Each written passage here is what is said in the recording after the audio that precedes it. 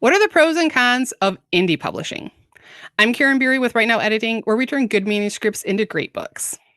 And I'm Pegg Thomas, multi-award winning author and editor, and we are two editors for 5 minutes. Set the timer, Karin. 5 minutes. So I'm so bad. One of these days I'll figure out where to put that. Here's going to be the trick. Peg, you have 2.5 minutes. All That's right. it. Tell us the pros of Okay. self-publishing, indie publishing. Now, my background is I did have 6 books traditionally published with a mid-sized house before I went indie publishing, so I know a little bit about this. And the first pro, of course, always is you have total control as the author. You get to do it all, and that's a lot to go on your plate. It's a lot of learning. It's a huge learning curve if you're going to do it right. But you have total control of the book cover. You have total control of the manuscript. You have total control of the marketing, and yes, you have to do marketing. You have control of your price points. You have control of your sales and your ads.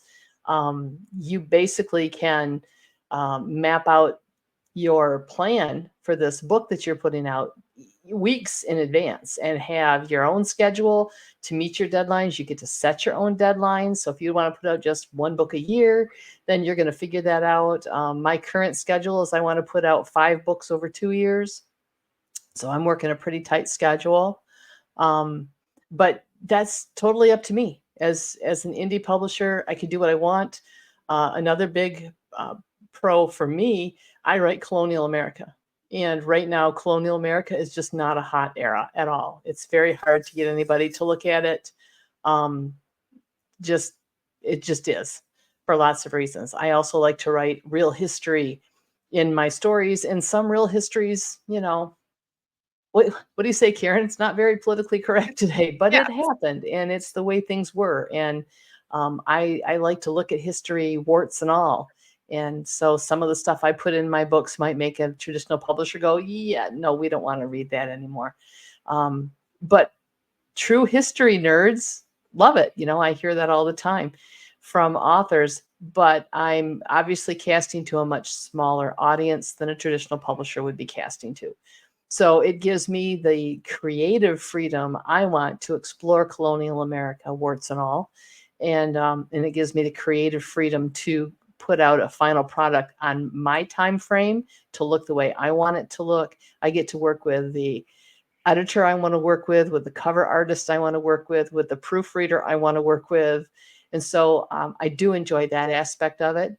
And I'll be real honest, for people looking at this way, at this point, I am making more money as an indie published author than I ever did with a mid-sized publishing house. So that's a huge, huge plus. And so I'm going to tackle the cons of indie publishing, which I would say is having total control over your book.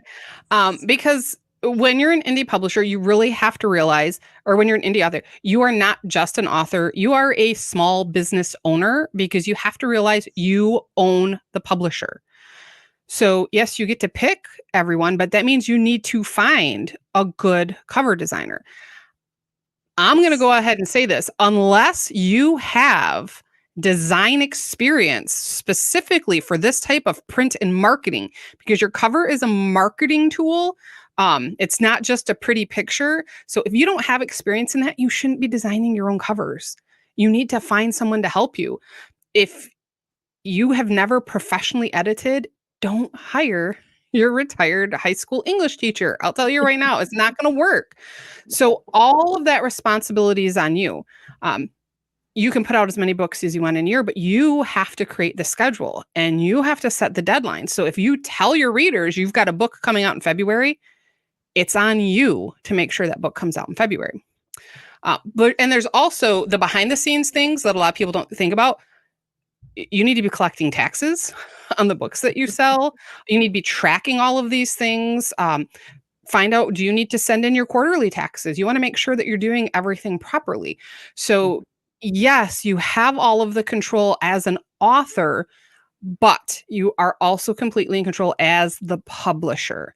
So if you don't want to do these things and you don't want to do them professionally, maybe consider seeking, waiting for the traditional large house or one of the smaller houses because they will offer you support in those areas. But this is something Peg and I've talked about a lot, and just because a lot of that stuff I don't ever want to do, I don't even like to think about. So for me, some of that control is actually a con, whereas for her, she very much enjoys it. And oh my gosh, our timing is Okay. perfect.